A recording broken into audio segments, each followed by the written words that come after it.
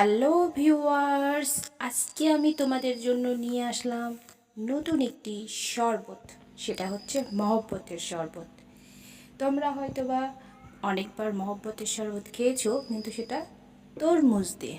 কিন্তু আজকে আমি তোমাদের সাথে শেয়ার করব হরমুজ দিয়ে। এটার নাকি হরমুজ, যাই হোক হলো তরমুজ। কালারটা হচ্ছে হলুদ রঙের তরমুজ। তো চলো শুরু করি। সবার প্রথমে আমি এখানে একটা থাল নিয়ে নিয়েছি, প্লেট বলতে পারো, যেখানে আমি জিনিসগুলো রাখবো। থাল, গ্লাস আর একটা ছুরি। তো এখন চলো তোমাদেরকে দেখাচ্ছি। আমি হরমুজটা কেটে নিয়েছি, দেখো একদম তরমুজের মতো, কিন্তু সাইজে একটু ছোট। এটা নাকি 3 কেজির বেশি হয় না। তো যাই হোক, এটা 1-1.5 কেজি ছিল, বাকিটা খাওয়া হয়ে গেছে।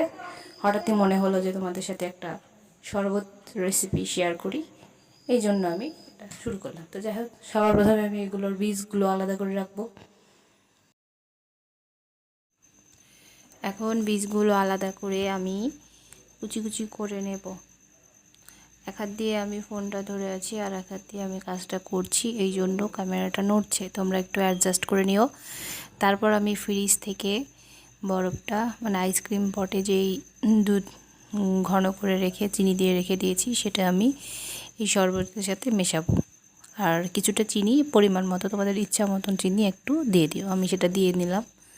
দেখো তোমরা গ্লাসে দিব। তো দেখো আমি এখন কুচি কুচি করছি, যতটা পারো তোমরা কুচি কুচি করবে।